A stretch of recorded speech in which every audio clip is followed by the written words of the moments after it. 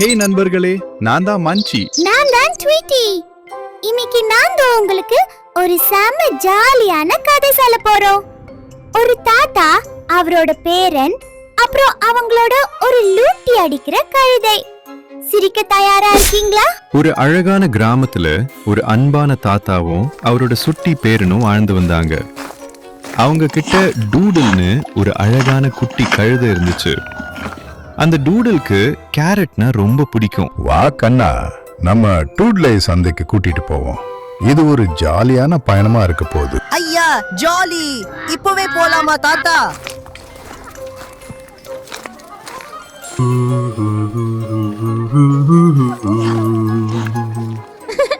அப்படியே டூடில் கூட அவங்க நடக்க ஆரம்பிச்சாங்க. ஆனா அடுத்து என்ன நடந்ததுன்னு தெரியுமா? அப்போ அங்கிருந்த ஊர்க்காரங்க இவங்கள பார்த்து சிரிக்க ஆரம்பிச்சிட்டாங்க. என்ன ஒரு முட்டாள்தனம்! உங்ககிட்ட தான் கழுதை இருக்கே, அப்புறம் ஏன் நடந்து போறீங்க? யாராவது ஒருத்தர் அது மேல ஏறி சவாரி செய்ய வேண்டியது தானே. அவங்க சொல்றது சரிதா.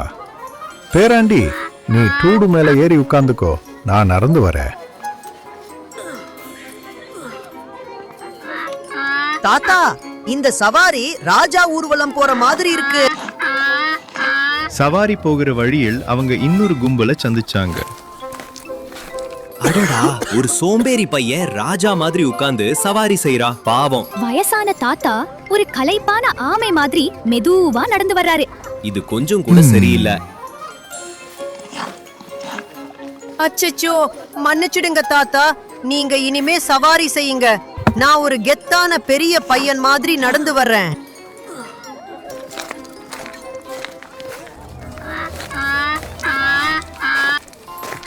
இப்போ தாத்தா சவாரி செய்யறாரு.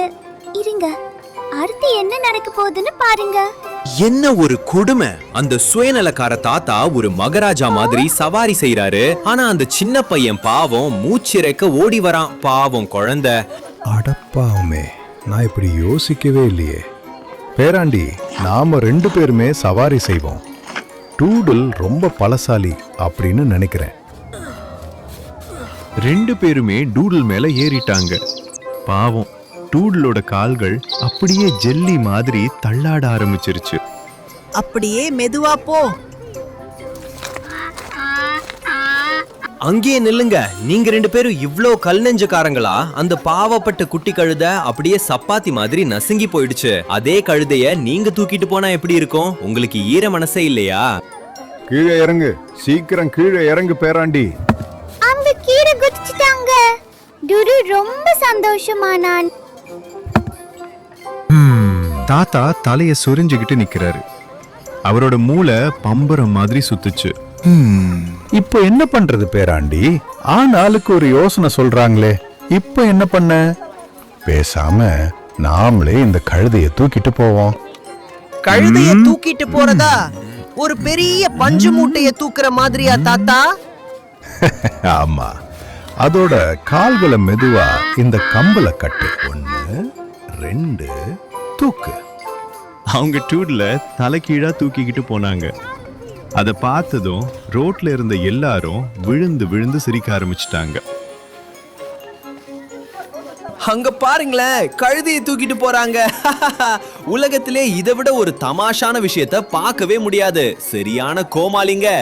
தாத்தா, இவன் பார்க்கத்தான் சின்னவனா இருக்கான், ஆனா செம வெயிட். இதோட வாலு வேற என் மூக்குல பட்டு கிச்சு கிச்சு மூட்டுது.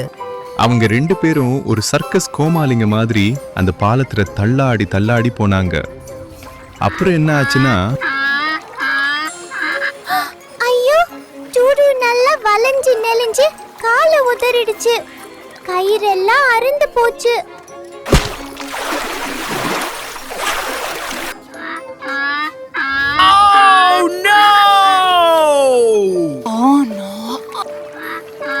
டூடில் ஆத்துல விழுந்து அப்படியே நீந்தி ஓடிடுச்சு. ஐயோ பாவம் டூடில், இப்படி ஆயிடுச்சே. ஐயோ, எல்லாரையும் சந்தோஷப்படுத்தணும்னு நினைச்சோம், ஆனா இப்போ நம்ம கிட்ட கழுதையே இல்லாம போயிடுச்சே. கைய புடிச்சுக்கிட்டு மெதுவா வீட்டுக்கு நடந்து போனாங்க. தாத்தா சிரிச்சுக்கிட்டே அவரோட பேரன் கிட்ட சொன்னாரு. பேராண்டி, நம்ம பார்க்குற ஒவ்வொருத்தரையும் சந்தோஷப்படுத்தணும்னு நினைச்சா யாரையுமே சந்தோஷப்படுத்த முடியாது. அது மட்டும் இல்லாம நம்ம கிட்ட இருக்கிற சின்ன கழுதைய கூட நம்ம இழந்துடுவோம்.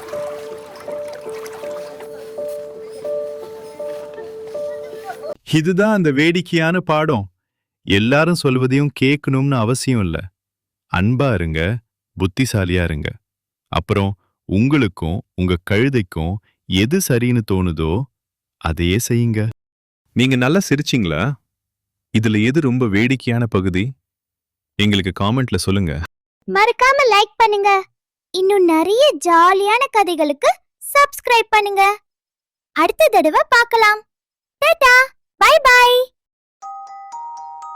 ஒரு வயலுக்கு பக்கத்து ஒரு சின்ன சுகமான குடிசை இருந்தது. அதுல ஒரு விவசாயியும் அவருடைய மனைவியும் வாழ்ந்து வந்தார்கள். அவர்களிடம் பணம் அதிகம் இல்லை, ஆனால் இருவரும் மகிழ்ச்சியாக வாழ்ந்தார்கள். காலை வணக்கம் என் அன்பு மனைவியே. வா, நம்ம செல்ல பிராணிகளை போய் பார்க்கலாம். ஆமா, இன்று என்ன நல்லது நடக்க போகுதுன்னு பார்க்கலாம். ஓஹோ, வீட்டுக்கு பின்னாடி நம்ம வாத்த பாருங்க. ஒரு காலை வேளையில் விவசாயி வாத்தின் கூண்டில் ஏதோ மினுமினுப்பாக ஜொலிக்கும் ஒன்றை பார்த்தார். இது என்ன மினுமினுக்குது? இது இது கடவுளே, நான் பார்க்கிறது நிஜமா? அவர் அதை மிக கவனமாக எடுத்தார். அவருடைய கண்கள் சந்தோஷத்தில் மிளிர்ந்த. இது தங்க முட்டை, பல பலன்னு சும்மா ஜொலிக்குது. அவர் ஆனந்தத்தோடு தங்க முட்டைகளுடன் குடிசைக்குள் ஓடினார். மனைவியே, சீக்கிரம் வா, நம்ம வாத்து தங்க முட்டை போட்டிருக்கு. தங்க முட்டையா? எங்க காட்டுங்க பாப்போம். வாவ், இது நிஜம்தான். அந்த மகமாயி கண்ணை திறந்துட்டா. இருவரும் சந்தோஷத்தில் துள்ளி குதிச்சபடி சந்தைக்கு ஓடினார்கள். ஆமா, இது சுத்தமான தங்கம். இதுக்காக உங்களுக்கு நிறைய பணம் தரேன். ரொம்ப நன்றி, எவ்வளவு பெரிய அதிர்ஷ்டம்.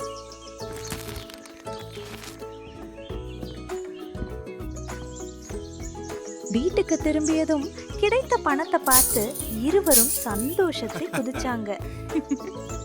அன்று முதல் தினமும் காலை அந்த வாத்து ஒரு அழகான தங்க முட்டை இட்டது. இன்றும் ஒரு தங்க முட்டை. ஹுரே! இப்போ நாம ருசியான பழங்கள் வாங்கலாம், நல்ல உடைகள் வாங்கலாம், பெரிய மாளிகை கட்டலாம். நம்ம வாழ்க்கை நாளுக்கு நாள் நல்லா மாறுது.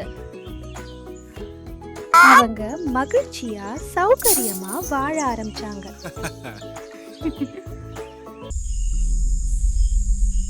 ஆனா ஒரு நாள் அவங்க மனசுக்குள்ள ஒரு கபடமான எண்ணம் நுழைஞ்சது. ஏன் தினமும் ஒரே ஒரு முட்டை மட்டும் எடுது?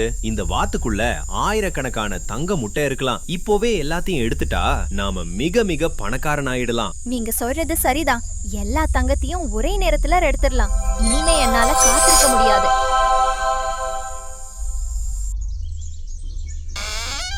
மறுநாள் காலை இருவரும் மிகுந்த அவசரத்தில் வாத்தை பிடித்து உள்ளே புதையல் இருக்கும் என்ற நம்பிக்கையில் அதன் வயிற்றை அறுத்தனர். ஆனா உள்ளே ஒரு துளி தங்கம் கூட இல்லை. அது மற்ற சாதாரண வாத்துக்களைப் போலத்தான் இருந்தது. இப்போது வாத்தும் இறந்துவிட்டது. தங்க முட்டைகளும் எப்போதும் கிடைக்காமல் போய்விட்டது. ஐயோ, நாம் என்ன ஒரு முட்டாள்தனம் செய்து விட்டோம். தினமும் நமக்கு ஒரு தங்க முட்டை கிடைத்ததே. நம்ம பேராசையால எல்லாத்தையும் அழிச்சிட்டோமே. நாம பொறுமையாவும் நன்றியோடும் இருந்திருக்கணும். இப்போ ஒரு தங்க முட்டை கூட நமக்கு கிடைக்காது. எல்லாமே போச்சு. அன்று முதல் அவர்கள் ஒரு பெரிய பாடத்தை கற்றுக்கொண்டனர். பேராசை கொள்ளாதீர்கள். இல்லை என்றால் உங்களிடம் இருப்பதையும் நீங்கள் இழக்க நேரிடும். இருப்பதை வைத்து மகிழ்ச்சியாக வாழ கற்றுக்கொள்ளுங்கள்.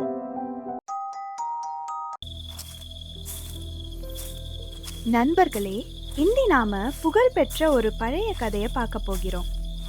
இது ஒரு சதிகார ஓநாய் போட்ட ஒரு பயங்கர திட்டம் பற்றிய கதை.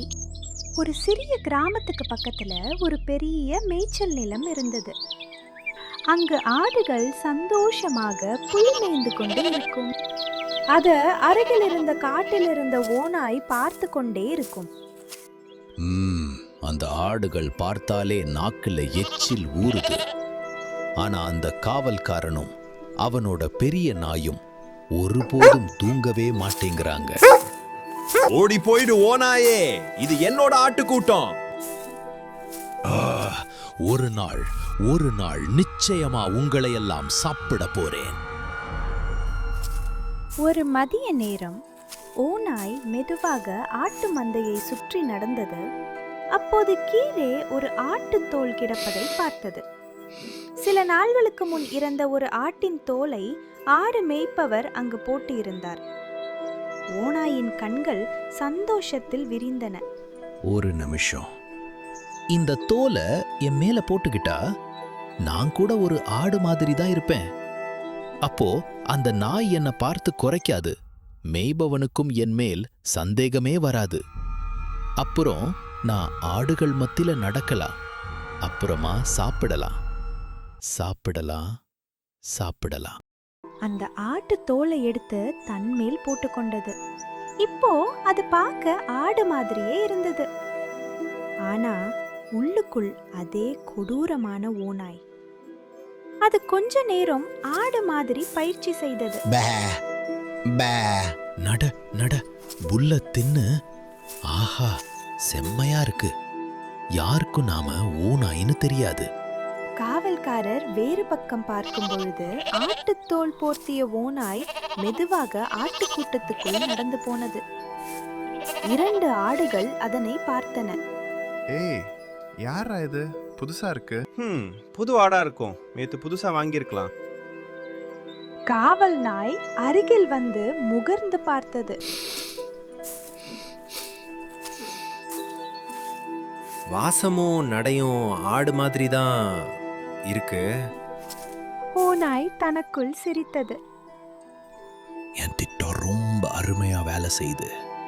இன்னைக்கு ராத்திரி எனக்கு ஒரு அருமையான விருந்து காத்திருக்கு.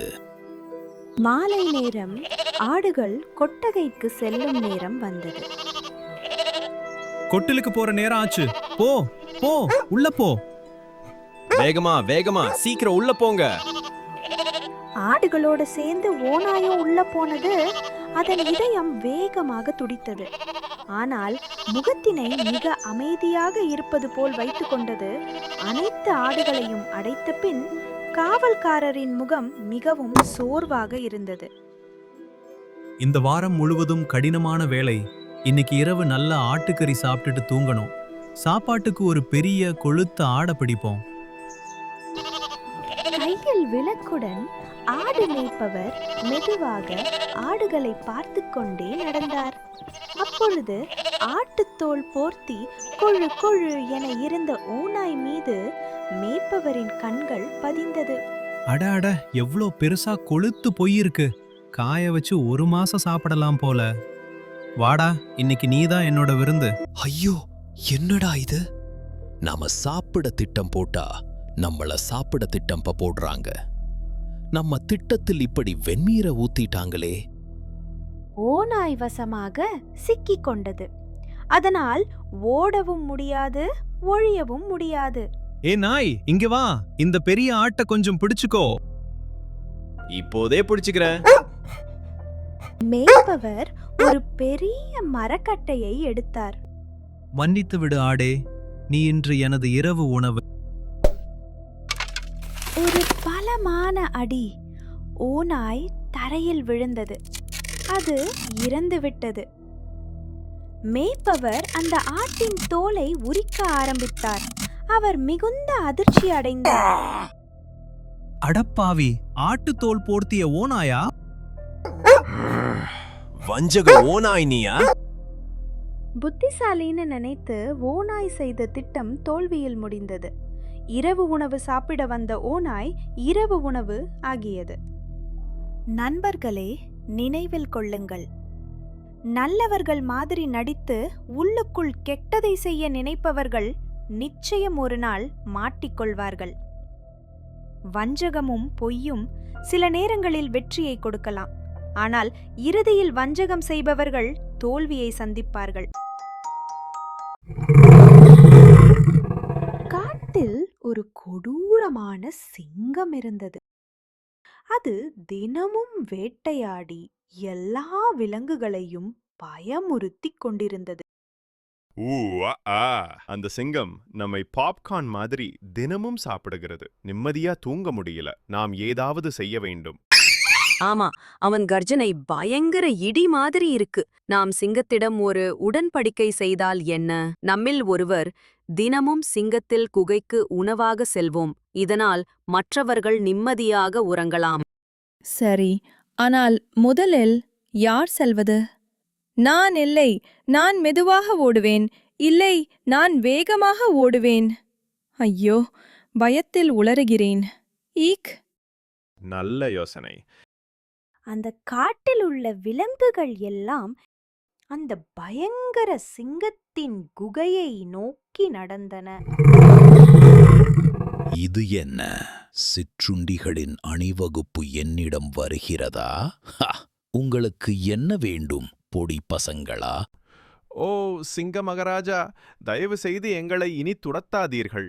நாங்கள் தினமும் ஒருவரை உங்கள் குகைக்கு அனுப்புவோம். பெட் காஃபி மாதிரி காலையில் எழும்பும் பொழுது உணவு உங்கள் அருகில் இருக்கும். காட்டில் உணவு டோர் டெலிவரி சேவை உங்களுக்காக. ஆமாம், உங்களுக்கு ஈஸி பீஸி. உங்கள் வாசலில் உணவு. தினசரி உணவு டோர் டெலிவரி கேட்கவே ரொம்ப நல்லா இருக்கு. நான் உணவு தேடி கஷ்டப்படாமல் நல்லா தூங்கலாம். எனக்கு பிடித்திருக்கிறது. உடன்படிக்கை. உணவு தாமதமானால் நான் பொல்லாதவனாக மாறிவிடுவேன். நன்றி மகாராஜா. அதன் பிறகு குகைக்கு நேரடி உணவு விநியோகம் ஆரம்பமாயிற்று. ஒவ்வொரு காலையிலும் தேர்ந்தெடுக்கப்பட்ட ஒரு விலங்கு பெருமூச்சு விட்டு அழுது கொண்டே அந்த சிங்கத்தின் குகைக்குள் செல்லும். இன்று முயல் செல்ல வேண்டிய தினம். டாடா சிறிய முயலே, நீ பஞ்சு போன்று மென்மையானவன். உன்னை இழப்பது மனசுக்கு வருத்தமா இருக்கு. கவலைப்படாதீர்கள் நண்பர்களே, என்னிடம் ஒரு திட்டம் இருக்கிறது. அது விட்டலாச்சாரியா படம் மாதிரி தந்திரமானது. முயல் அந்த பயங்கர சிங்கத்தின் குகை நோக்கி மெதுவாக நடக்கத் தொடங்கியது. நான் தாமதமானால் திரு சிங்கம் மிகவும் கோபமாக இருப்பார். ஆத்திரத்தில் புத்தியை இழப்பார். என் திட்டம் வேலை செய்யும்.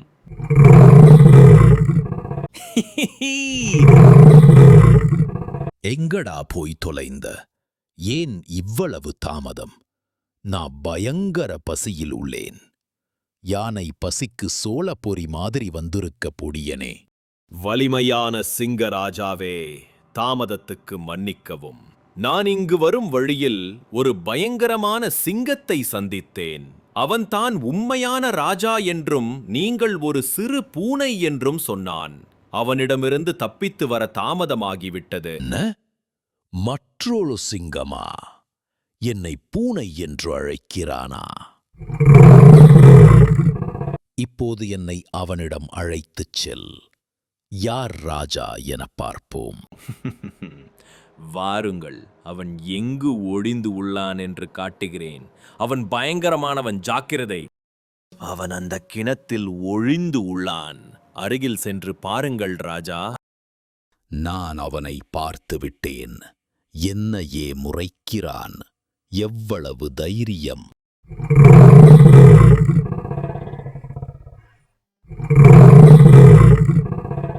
அவன் திரும்ப கர்ஜிக்கிறான். டேய் அடிச்சான் காப்பி, உன்னை என்ன பண்றேன் பார். சிங்கம் கோபத்துடன் கிணத்தில் தன் நிழல் மேல் பாய்ந்தது. பிறகுதான் தான் ஏமாந்தது தெரிந்தது. சிங்கம் கிணத்தில் மூழ்கி இறக்க ஆரம்பித்தது. ஹே, நான் முழுவதும் மூழ்கிவிட்டேன். உதவி, உதவி! இது ராஜாவுக்கு ஏற்றதல்ல. ஸ்பிளாஷ்! பை பை குமிழி குமிழி சிங்கமே. நாளைக்கு உன்னை அடக்கம் பண்ண வருகிறேன். நண்பர்களே, உங்களுக்கு ஒரு சந்தோஷமான செய்தி. அந்த சிங்கம் கிணத்தில் விழுந்து இறந்து விட்டது. இனி நமக்கு கவலை இல்லை. முயலே, நீ ஒரு புத்திசாலி. இனிமேல் அந்த பயங்கர சிங்கம் இல்லை. ஹேய், நம்ம காடு மீண்டும் மகிழ்ச்சியான காடு ஆனது. ஏய், நம்ம காடு மீண்டும் மகிழ்ச்சியான காடு ஆனது. ஏய், நம்ம காடு மீண்டும் மகிழ்ச்சியான காடு ஆனது. அந்த புத்திசாலி முயல் தன் அறிவால் அந்த விலங்குகளை காப்பாற்றினான். நண்பர்களே, ஆபத்து வரும் பொழுது பயந்து துவண்டு விடாமல் அறிவால் ஆபத்தை வெல்லுங்கள். ஒற்றுமையே பலம். ஒரு அழகான பச்சை புல்வெளியில் 4 வலிமையான பசுக்கள் நல்ல நண்பர்களா இருந்தாங்க. எப்போவும் சேர்ந்து சாப்பிட்டு விளையாடி ஒருவரை ஒருவர் பாதுகாத்துக்கிட்டு இருந்தாங்க. காட்டின் சிங்கம் கூட இவங்க கிட்ட வர பயம். 4 பெரிய விருந்து எனக்கு காத்திருக்குது. அவன் வந்துட்டான். இவனுக்கு ஒரு பாடம் கற்பிக்க நேரம் வந்துருச்சு. நாம எல்லோரும் சேர்ந்து போவோம். 4 பசுக்களும் சேர்ந்து பாய்ந்ததும் சிங்கத்துக்கு வாய்ப்பே இல்ல. அது கோபத்தோட ஒரு சத்தமிட்டு பாய்ந்து ஓடிச்சு. நேராக காட்டுல பாதுகாப்பான இடத்துக்கு போய் சேர்ந்தது. ஒரே நேரத்துல எல்லாரும் வேண்டாம். சில நாட்கள் கழிச்சு பசுமையான புல்வெளி அமைதியா இருந்தது. 4 பசுக்களும் சந்தோஷமா வயிறு நிறைய சாப்பிட்டு பாதுகாப்பா இருந்தாங்க. ருசியா இருக்கு. இந்த புல் ரொம்ப ரொம்ப சுவையா இருக்கு. எங்களுக்கு கொஞ்சம் விட்டு வை. சிங்கம் நம்ம கிட்ட வராது. நம்ம சேர்ந்து இருந்தா ரொம்ப வலிமை. ஆமாம், அதுதான் நம்ம ரகசியம். நாம எப்பவும் சேர்ந்துதான் இருப்போம். ஒரு பசு தனியா இருந்தா அது சிங்கத்துக்கு ஒரு சிற்றுண்டி மாதிரி தான். ஆனா 4 பசுக்கள் ரோர், சிங்கம் தூரம் ஓடிடும். நம்ம எப்பவும் பிரியக்கூடாது, ஒருபோதும். ஆனா சிங்கம் எதையும் மறக்கல. அது தன் புதிய திட்டத்தை செயல்படுத்த ரெடி ஆகிட்டு இருந்துச்சு. அவங்க சேர்ந்து இருந்தா நான் ஜெயிக்க முடியாது. நான் அவங்கள பிரிக்க முடியும். முதல்ல பிரவுன் பசுல இருந்து ஆரம்பிக்கலாம். இங்க இருக்கிற புல்ல எல்லாருடனும் பகிர்ந்து சாப்பிடணுமா நண்பா? இந்த மலைக்கப்புறம் ரகசிய புல்வெளி ஒண்ணு இருக்கு. மென்மையான ருசியான புல் நிறைய இருக்கு. எல்லாம் உன்னோடையது. எனக்கு மட்டுமா? ஆமா, ஆனா நீ தனியா போகணும். எனக்கு மட்டும் ஒரு பெரிய புல்வெளியா காத்திருக்க முடியல. இதுதான் அந்த ரகசிய புல்வெளியா? ரொம்ப அமைதியா இருக்கு. அட, அது என்ன சத்தம்?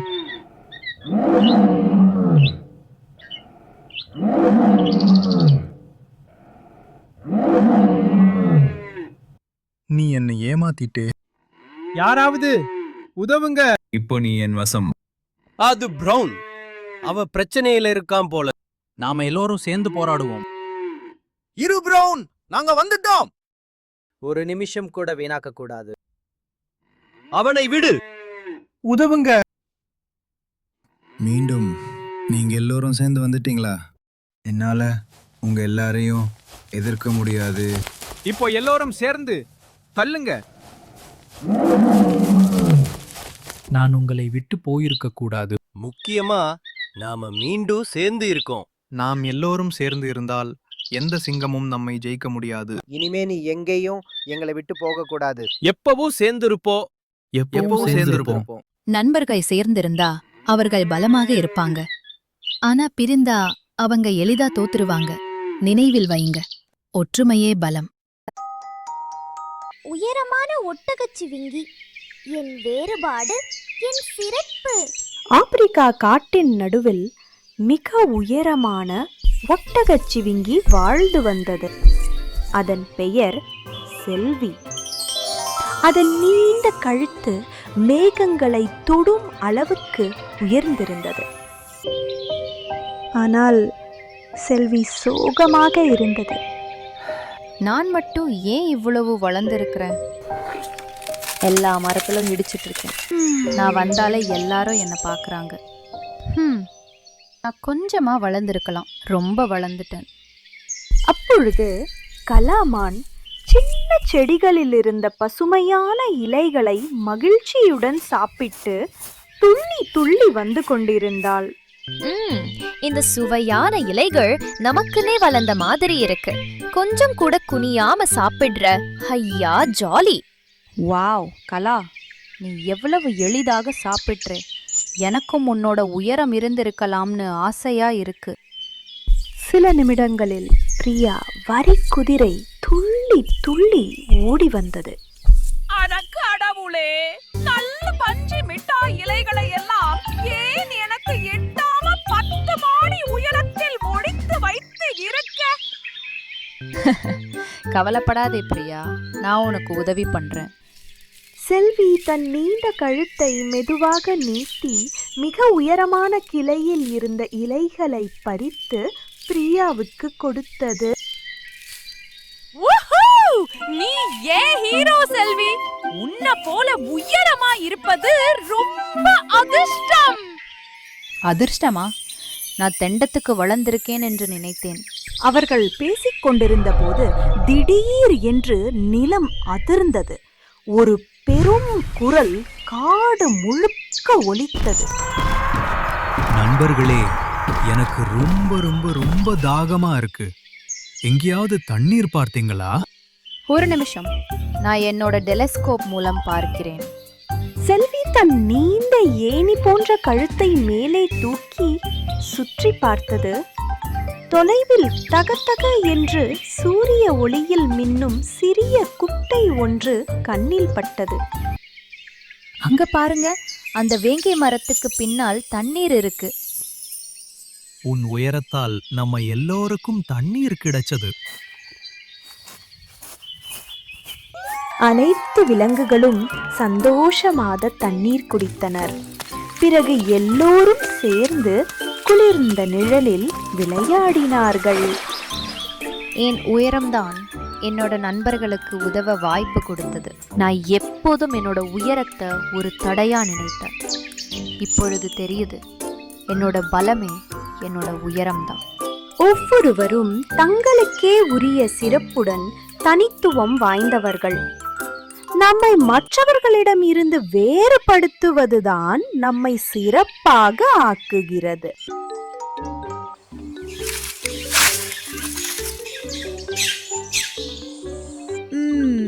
அங்க மேல இருக்கிற அந்த ருசியான பழம் ஏன் மங்கலாகவும் சரியா தெரியாமலும் இருக்கு? என்ன நடக்குது? ஒரு நாள் ஒரு வயதான குரங்கு ஏதோ ஒரு விசித்திரமான மாற்றத்தை கவனிக்க தொடங்கியது. மரத்தின் உச்சியில் இருந்த பழங்களை பார்க்கும்போது அவை மங்கலாக தெரிந்தன. அந்த சுவையான பழங்கள் எல்லாம் எங்க?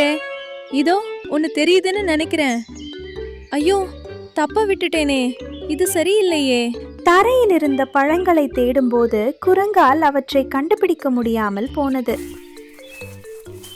ஹலோ நண்பர்களே, அங்க இருக்கிறது நீங்களா? எனக்கு மங்கலான நிழல் மாதிரி தெரியுது. குரங்கின் நண்பர்கள் தூரத்திலிருந்து கையாட்டிய போது அவளால் சரியாக பார்க்கவே முடியவில்லை.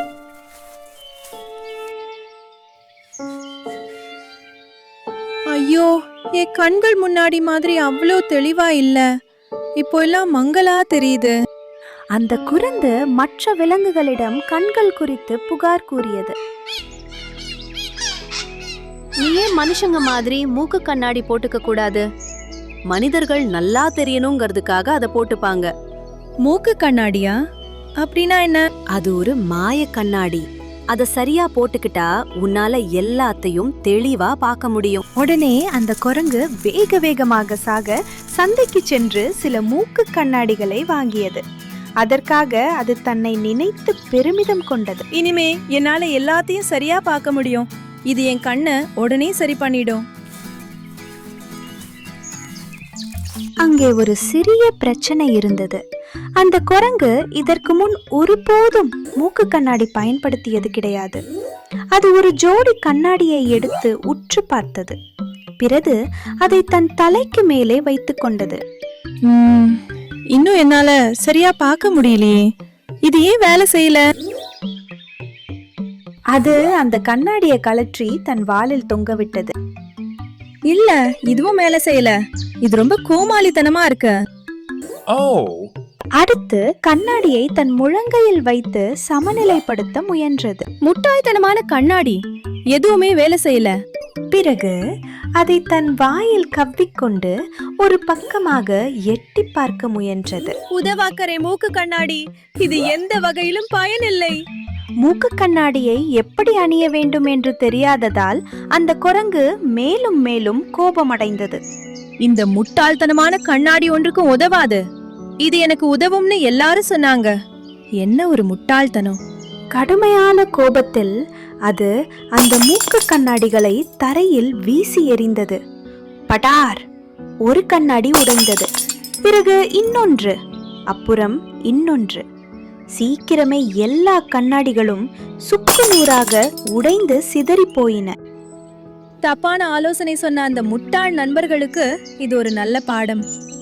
அருகில் இருந்த மரத்தில் இருந்த அந்த புத்திசாலி கிளி கவலையுடன் பார்த்தது. தவறு மூக்கு கண்ணாடியில் இல்லை, அதை எப்படி பயன்படுத்த வேண்டும் என்று தெரியாதவர்களிடம்தான் இருக்கிறது. குரங்கு குழப்பத்துடன் பார்த்தது.